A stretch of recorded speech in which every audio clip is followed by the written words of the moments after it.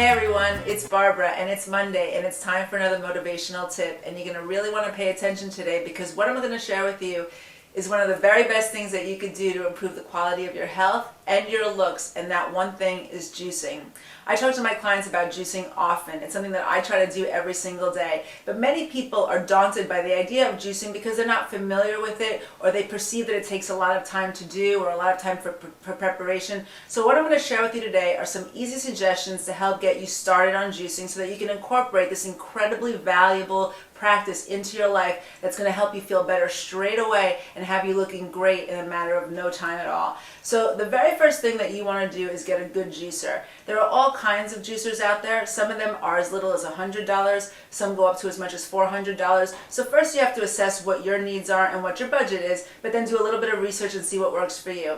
My juicer is a masticating juicer, meaning that it extracts a lot of pulp and a lot of fiber from the produce that I use in the juicer. It's a little bit more expensive, but don't worry if you need to get a juicer that's a little bit less expensive and doesn't extract the pulp, because I'm going to show you at the end of the video what you can do with that extra pulp so that you can utilize it again and get the most out of your produce and the money that you've spent on it, and also get all that great nutrition in. So find a juicer. That's the first thing. The second thing is you want to find a space on your kitchen counter in order to keep it in your line of vision every single day. You're much more apt to use it. Unlike the pasta maker or the bread maker or the ice cream maker that you may have gotten for your wedding and may have never seen the light of day since that day, you want to keep your juicer on your counter, because this way it's there. It's bothering you, it's taunting you, it's saying use me. So if it's there, you're more apt to use it. So keep it on a place on your kitchen counter. I don't typically keep it on my stove top. I'm doing it for filming today, but I usually do keep it right next to the stove, and there it is every single morning.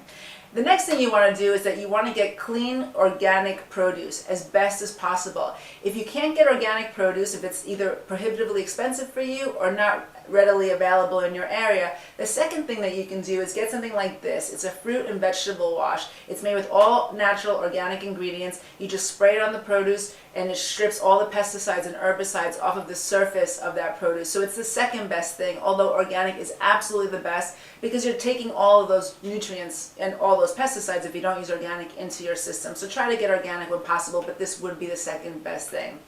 Additionally, what you want to do, because this part is the most daunting aspect of juicing, is you want to clean all your stuff, all your produce, as soon as you bring it home. Don't wait for the morning that you decide to juice to clean everything, because if you're rushed for time or you're feeling a little bit lazy that day, you're much less likely to make it happen. You want to make the most daunting task of the juicing process is to be cleaning the juicer out at the end of it. So try to clean everything in advance so it's ready to go.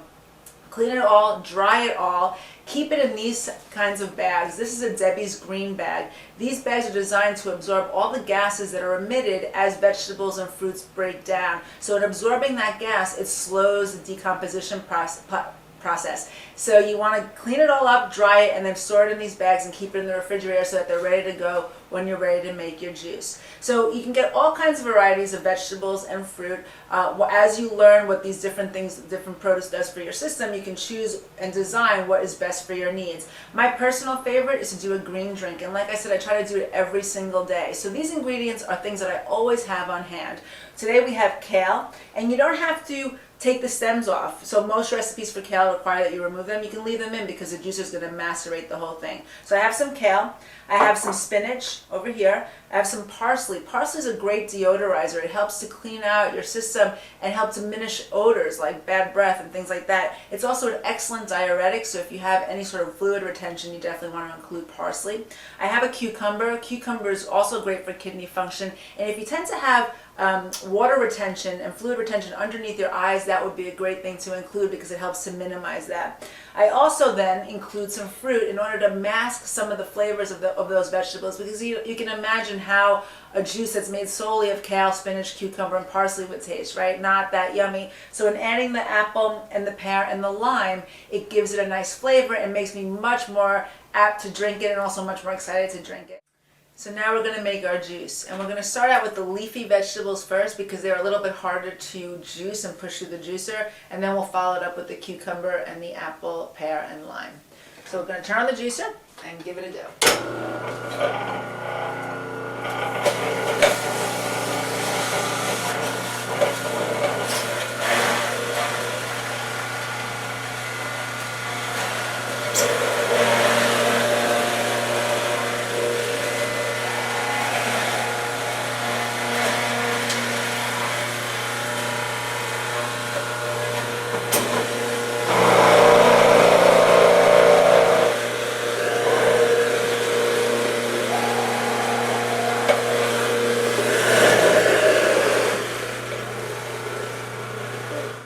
So now we have our juice, and what we also have left over is our pulp. So what I'll do is I'll transfer this to a smaller container, I'll put a lid on it, keep it in the refrigerator, and tomorrow I'll put this in my Vitamix with some blueberries, some banana, protein powder, water, and flaxseed oil, blend it all up, and I'll have a nutritious and delicious beverage to start my day tomorrow.